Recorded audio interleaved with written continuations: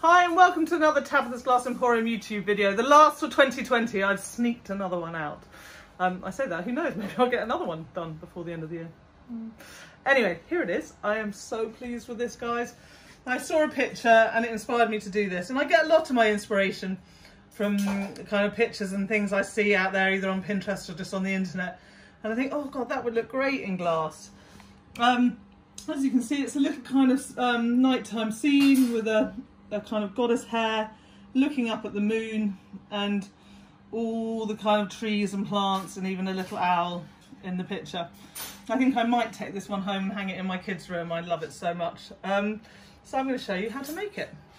So the first thing we need to do for this project is to create a full fused bottom layer. So I've created, there's a layer underneath of Tecta, and then I've cut some Caribbean blue, which is taking up 2/3, a little over 2/3 of the area.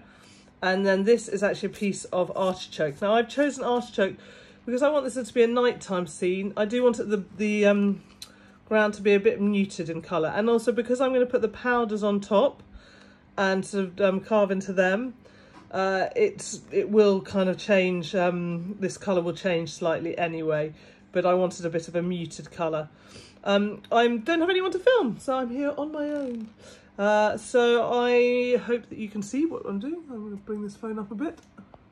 And I'm going to now put the powders on and put the stars on, and then I'll show it to you before it goes in the kiln. So this is the bottom layer of the artichoke green. I put a layer of aventurine, light aventurine green, and then some spring green on top. And then I'm just going to kind of draw some lines in, like sgraffito lines, to give the feeling of kind of hills, and just sort of, I'm not worrying too much about this or overthinking it. I might make some lines going the other way.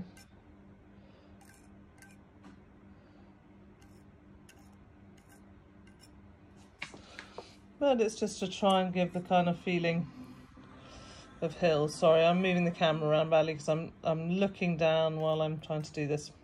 Self-filming, not so good. But you can just see, it's not, I'm not too worried about making it, you know, overthinking it too much. I just want to create a nice sort of feeling of rolling hills and movement on this background piece.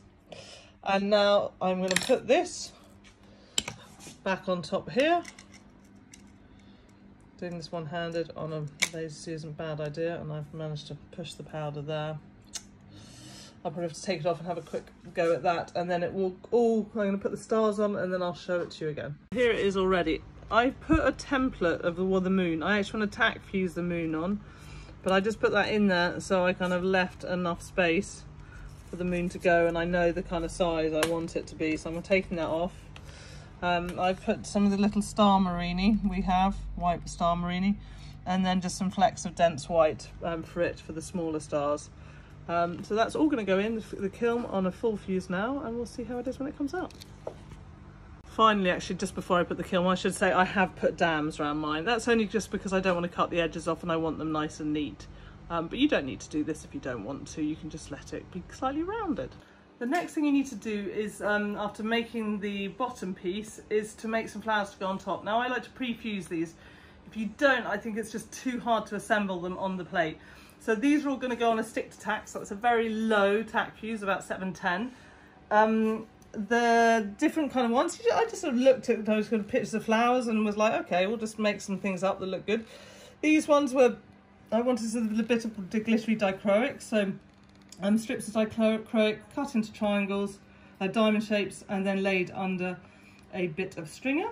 We have these, which are frit balls. Excuse me, I have to cough. Frit balls with a stringer underneath. Some of these guys will not probably stick on the stick to tack, but as long as enough of it sticks together, it's going to make assembling the whole piece easier. These pieces are 2 mil of green glass, just worked on the Taurus saw, just to give the edges a bit more organic shape. And this again is a piece of dichroic, worked again on the Taurus saw. And then I'm putting it dichroic down, so I'm trying to leave a void in the stringers below, so the dichroic kind of comes through. And That's going on top of some stringers. Here you've got another piece of 2mm glass, kind of dusky lilac glass, and the edges work to make it organic, and then frit on top. Here you've got some frit balls with a stringer. Here we've got lots of stringers with some frit on top, and here again a piece of 2mm grey glass worked to the edges to make it more organic, and then frit on top. So as I said, not all of this is going to stick, but enough of it should that then we'll have a good starting base to create the piece from. So this will go in the kiln on a tack fuse. The only thing I'd say about when adding the frit is I tend to add at least a couple of different coloured frits. So I add here, I've got pink opal, and I'm adding a bit of cranberry, very expensive. A bit of cranberry frit on top, just so that it's got a kind of two-tone feel. It means you've got low lights and highlights in there. I haven't done that with these greens. I think they're good enough as is. And some pieces can be simpler and some pieces can be more complicated. So this will go in the kiln on the light tack fuse, and then we'll assemble the whole piece. So this is out of the kiln now. I love it. I didn't quite get my dams in, so I've got a little bit of kind of ringlets outside. I'm lucky I've got a tile saw, so I'm just going to work the edge off that off on the tile saw, and then that'll be good to go. I love the sparkle here. Unfortunately, I managed to obviously drag my finger through the powders, but luckily that is going to be covered up nicely by my bunny, so you won't see it. So also let's look at the other bits I did. I think these are fantastic. It just means they're much easier to handle. So I'm putting them on and can kind of pile them up more easily, and they won't be so difficult. I'll probably make some more as well while I'm going, but those are great and ready to go. Only amazingly small amounts of things didn't stick together, which is brilliant. So that's fantastic. So I'm going to put that to one side and talk about the bunny. So I just literally, guys, ripped off on the internet a picture I liked of a bunny. I then literally cut round it using Prip stick. So that's like a stick glue for any of you who don't have Prip stick as a brand. I glued it to the dichroic glass, and then I went round it with a Taurus saw. You wouldn't be able to do this without a Taurus saw. You either need it or get one water jet cut from someone. So now to do the patterns in this, you could either etch it using a Dremel, if you're good at that. Personally, it's not my kind of forte. So I'm going to use etch and a paintbrush. And then I'm drawing a pattern on, and I'm just going to go over the pattern with the etch on the paintbrush. You've got to be quite careful with this, guys. The etch will immediately start to take the dichroic layer off. So I'm not going to worry about it being, you know, brilliantly neat or anything. I just want to get a kind of nice sort of tribal feel pattern on this. That's what I'm looking for.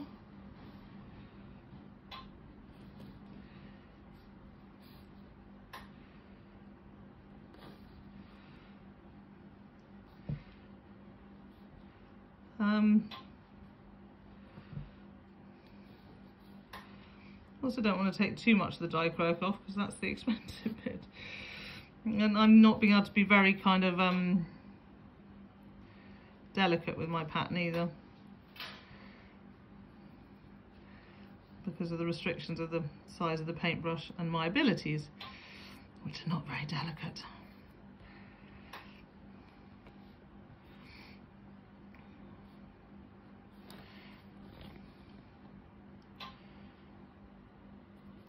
Now, the longer you leave it on for, the dichroic will kind of change colour as layers are taken off. But you don't have to take all the kind of, go down to the black glass. You can just sort of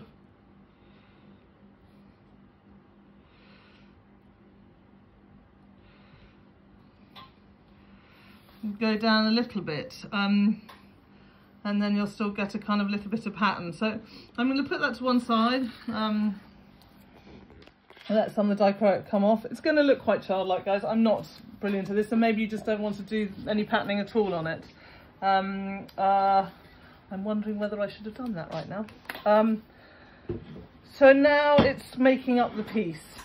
So here I've cleaned my rabbit off. I've taken all the etch off, plus I put a few Dremel marks in him. Now guys, this isn't my area of expertise. I'm not kind of great at this particular type of kind of fine detailed work. But I wanted to give him some kind of texture and sort of her. She's a goddess rabbit looking up at the moon.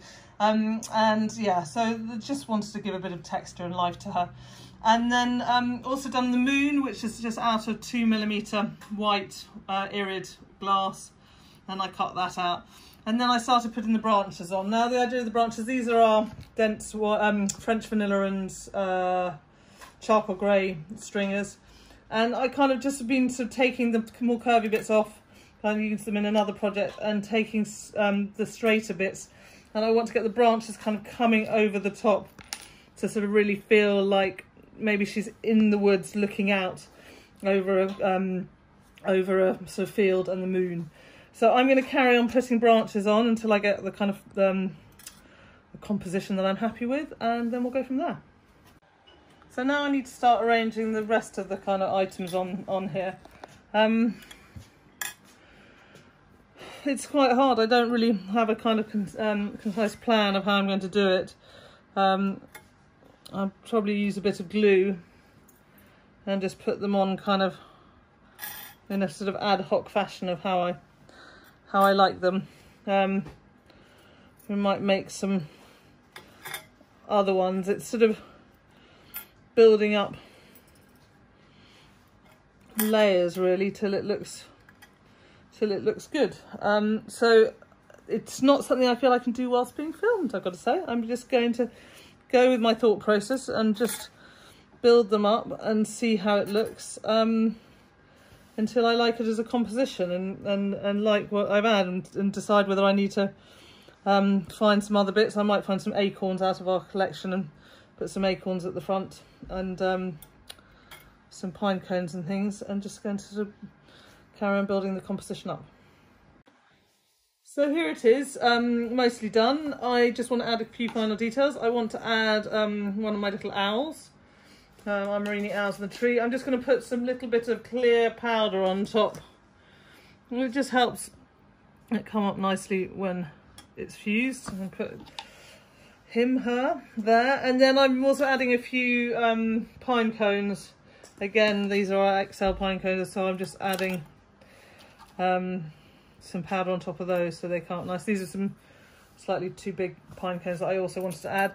Now at the bottom I feel I just need a bit more detail, so I'm just going to take this blue glass tack gel glue I'm always using of Bullseye's. I know many of you don't use it, but I just like it for convenience. And I'm going to take various frits. So this is the Mint Adventuring Green frit.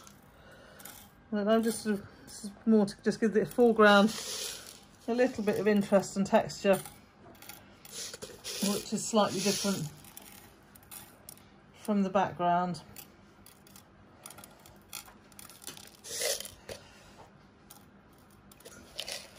I need to get a bit, this bit here is looking a little bit empty.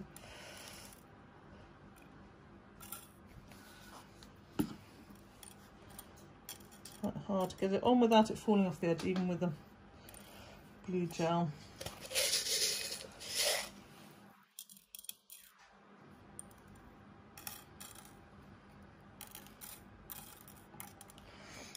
And then, because I always add a bit of kind of, you know, never one colour, never do one colour, I've got some emerald green. I love emerald green, it's just such a beautiful colour. To add as well. And then, because I can't do any project and not use a bit, because I love the sparkle, a bit of, this is, those were kind of coarse, and this is medium light aventurine. Just a bit of that, and I'll just go a bit further. I will, there's a piece landed on the bunny which I will take off, because I don't really want pieces of frit on him because of the dichroic, so I'll make sure he's cleaned off. And there it is, I think, all ready to go in the kiln. The only last thing I'm going to do is, this paintbrush is dry, is I've got some dichroic extract again, and I'm just going to put a little bit of dichroic extract in the sky. It could be fireflies, could be, although I feel this is, I know it's not very wintry, but in a way it also feels wintry to me. Oh, the trees are bare, so it is wintry. It couldn't be fireflies. I'm waffling away while I do this. Right, but you get the idea. Bit of dichroic extract here and there. There's that extra little piece of shine. And there it is, ready to go in the kiln. So this is going to go on a tack fuse. Again, it's one of my ridiculous ones with lots and lots of layers, lots of multiple layers. It's going to be a very long, slow firing. The schedule will be at the end. And we're going to see how when it comes out. I would suggest just once you've got it in the kiln, just sort of checking your branches are all lining up and don't have anything kind of hanging in the sky on its own. Definitely stuff has moved around since I put the stuff on the top, and I'll just have a quick go over it and make sure it's all joined together. And yeah, I think this is a lovely piece, so we'll see how it is. So here it is out of the kiln and ready to go. I love it. I would say I think I got a bit hot. I do have an issue with my hobby fuser, that it seems to fire hotter, and even at 7, this is 7:30, guys. I mean, I would have, you know, like it 10 degrees cooler than this. But it's still totally beautiful and totally magical. I love my little owl at the top, and I'm particularly in love with my little hare at the bottom and the moon. And it's a beautiful piece. I'm going to try and swing it round. Sandra, if you can swing around. You can see it's lovely with kind of light behind it. This blue, Caribbean blue, just such a great colour. Yeah, I think it's a really, really lovely, fun piece. I hope you've enjoyed this YouTube video. If it is our last for 2020, have a great Christmas, great festive season, great New Year. And here's hoping 2021 will bring us lots more fabulous Tabitha's Glass Emporium projects from me to you guys out there. Take care and have a great one.